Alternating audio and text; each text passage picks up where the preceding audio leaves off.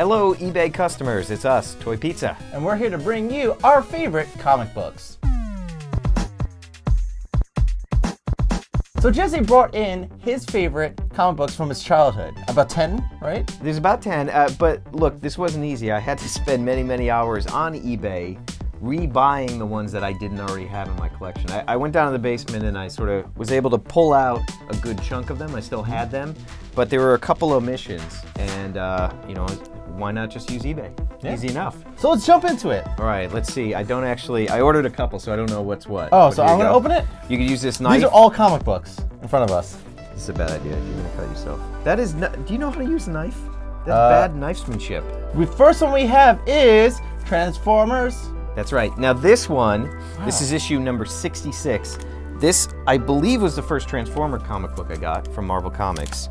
And it is amazing. And I remember it warped my mind because it's so violent. There are so many Autobots that die in this. Simon Furman is the writer. He did a great sort of arc in the Marvel days. Jeff Sr., one of my favorite artists of all time, the way he draws robot faces and he gets them to emote is amazing. So go ahead, take a look. I did actually find this one in my long box, but the cover had fallen off and there were pages missing. So I was like, I think it's about time to go back on eBay Collectibles, buy, you know, a slightly nicer copy. It's just so funny because looking at a comic from the 90s, it's just no comparison. 1990, all right, good call. The paper and just the color work, especially Marvel comics specifically. Yeah. Like when we started getting to the 2000s, like it kind of disinterests me to get X-Men comics. Yeah. There's a really atrocious thing going on with, you know, companies sort of reissuing the old issues but recoloring them, and it just looks terrible. You know, there's something to the little dot matrix printing that kind of adds a certain character to it. Well, the one thing that I do love about the Transformers Marvel Comics is that it was another medium for Transformers to sell their toys, you know what I mean? Like, if it wasn't getting kids from the TV show, comics.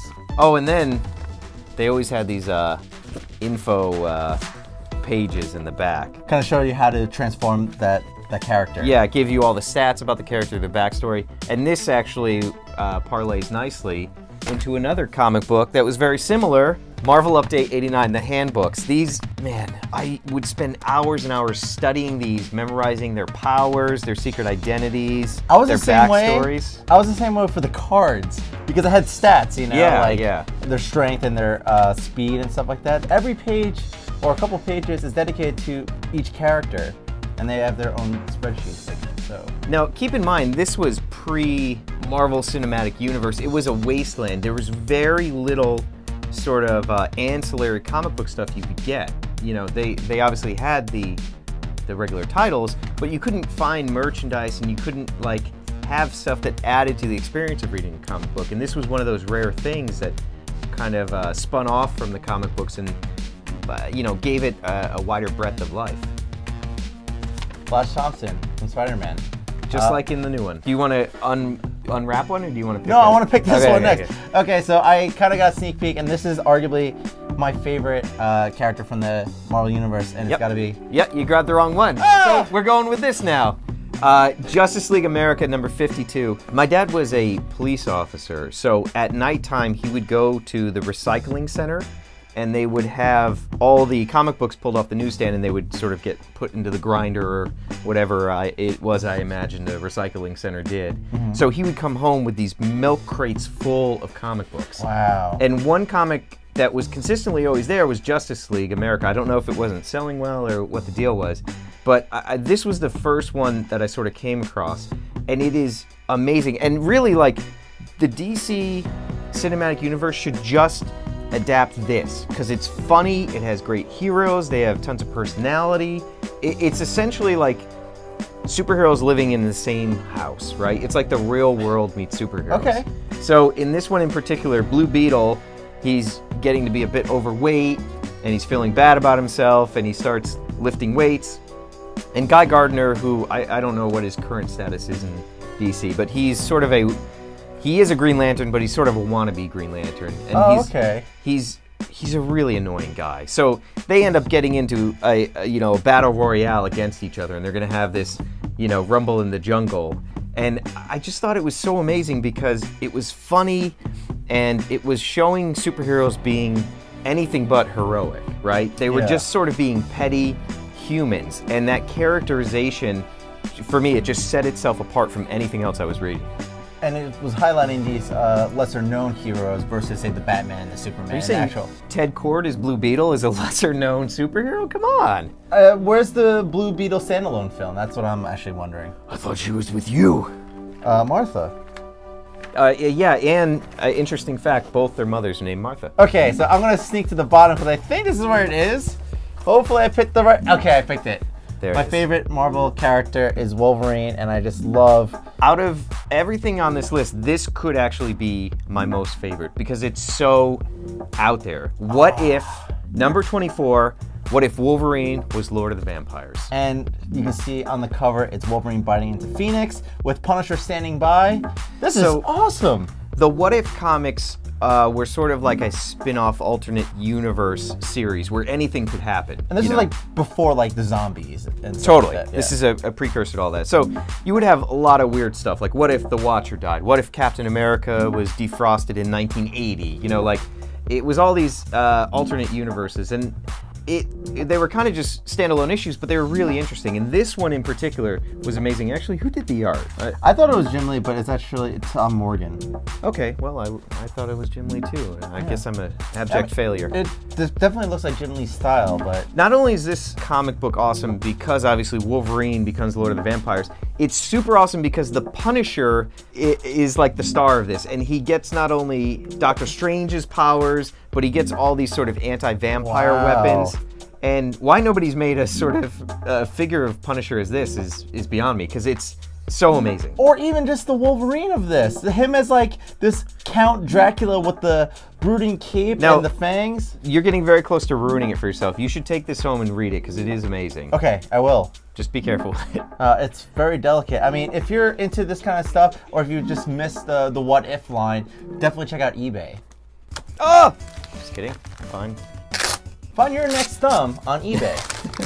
I gotta tell you, the comic book sellers on eBay are some of the nicest people. Like, they're very speedy in the dispatchment of the packages. There's always nice little bonuses included. Did you see the cardstock? Guy Gardner, 1992. It's so weird. How serendipitous is that? Guy Gardner versus Blue Beetle. So this one, I think, was the first comic I bought, or I bought with my own money. Because I distinctly remember going into Neighborhood Video, or whatever the video store was, and going to the comic book rack, and with my own dollar, buying Archie, Teenage Mutant Ninja Turtles, #6. And this was before Leatherhead had sort of appeared in the cartoon or in the toy. Wow. So it was his first appearance. And I remember loving it because his name is Jess. Oh. See, I didn't even know that, but there's something that's just so charming about the comic version of the Turtles. Like, the artwork's amazing. They're actually updating the Turtles again from Nickelodeon. They're doing another makeover, but I think they should just go back to this. It's such a great style. And, you know, I knew of the sort of older black and white turtle comic books, but I found them to be terrifying. They were like really very edgy and scary to me. And as a young kid, this was much more palatable. Dude, even just the advertisement, like I had this, right? And if I didn't have it, I wanted one of these. And also down here, look, Simon's Quest, I had so many Tiger games. Yeah, actually, Alan Fung just texted me. He'd like you to get all this stuff out of the garage. Oh, Avengers! So very shortly after I bought that Ninja Turtle comic book, I went back to the comic book store and I bought my very first Avengers comic. And this one, it's so funny because I hadn't thought about it in years, and I was flipping through the long box and I was like, oh my god, this is Nebula from Guardians of the Galaxy. I wouldn't have even put that together. Right? Like, yeah, it's like she is so separate from what I remember. Like, Nebula, I wouldn't even think is the same as this person. But I got her mixed up. I got comic book version of Nebula mixed up with Domino. Sure, yeah. They kind of both have, you know, they don't tan well. But I remember just falling in love with Vision because he's like phasing through the decks of the spaceship. And Iron Man has all this extra armor, and just like the fight scenes and the action in this comic were amazing. And I sort of, I would go every month on the date I knew the next iteration of this would be out. Yeah, there's nothing like classic Avengers, and that's like, when it comes to comic book collecting, eBay is one of your best places to find comics. Like when you see a new Marvel movie announced, like they just announced Carnage, that book, like first appearance of say Vision or Ultron, skyrockets, right? But getting these Avengers, like even if it's not a first appearance, just getting something like this, for example, with Vision, Nebula, and the whole Avengers crew in space, they're all wearing their space masks. It's just so awesome. I wish they did this in Marvel movies. This is particularly timely because if you look towards the end, Captain America says to Spider-Man, "How would you like to join the Avengers?" Wow. Moving on. This is really obscure. I don't know that anyone else knows that Bayou Billy was a comic book.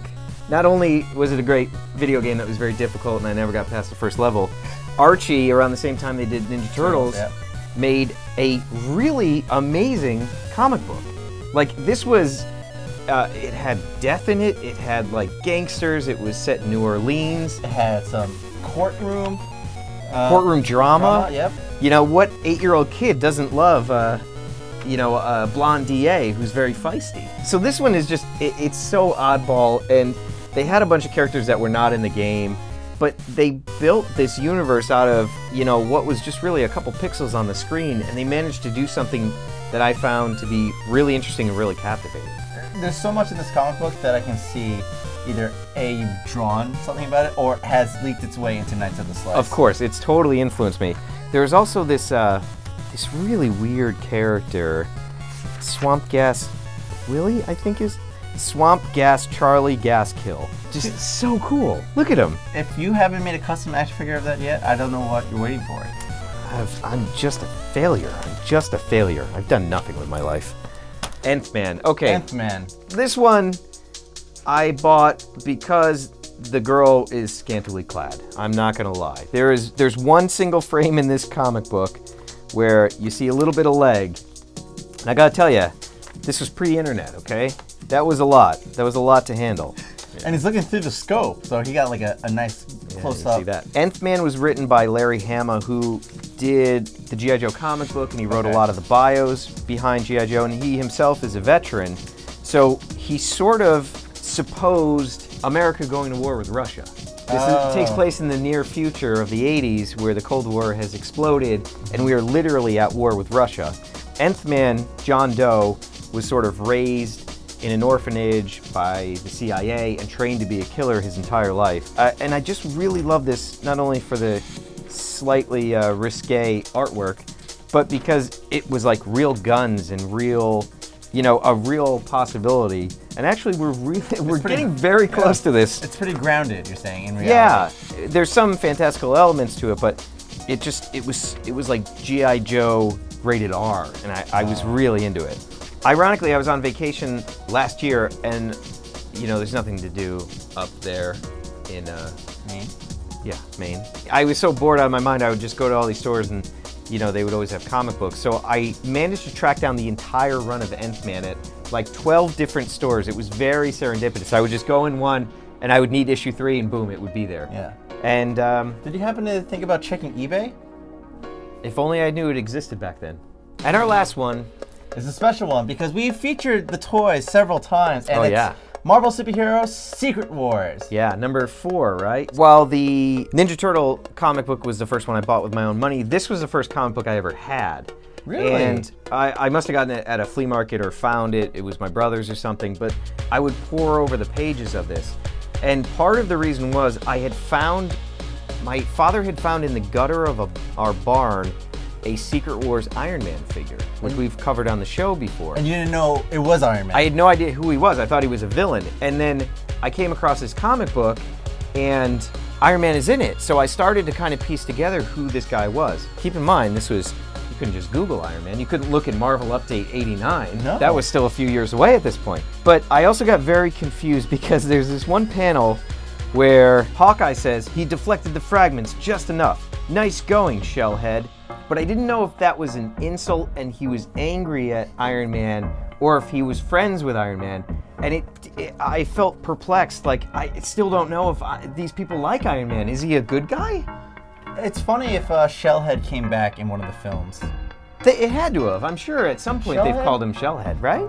I don't think so. Yeah, so, you know, this one has had a lot of love for me, and it's actually in pretty good condition, considering. A big thank you to eBay/Collectibles for sponsoring this video, and again, if you like comics, definitely check out eBay, and also, there's an exclusive comic from eBay. eBay is going to start doing a lot more of these exclusive covers, right? Because they are probably one of the biggest marketplaces for these things. So it's really great that they're going to start offering something a lot different. And with all this talk of Spider-Man Homecoming, it's very appropriate that there is a Spider-Man exclusive collaboration. So this is between eBay, Marvel, and the eBay seller My Comic Shop. You can check out his account, just do a seller search. Link in the description below. Spectacular Spider-Man #1 eBay exclusive variant with a special eBay back cover. This is a limited edition of 3,000 copies, and it sold out in 24 hours. The cover art was by John Cassaday. This is the first comic to ever be released exclusively on eBay, and this is the first eBay comic variant, but there will be a lot more around the corner. So whether you're looking for an old comic book or a new one, definitely check out ebay.com/collectibles. And if you need some more videos, we have hundreds of them. Check out Toy Pizza. And until next time, Pizza out.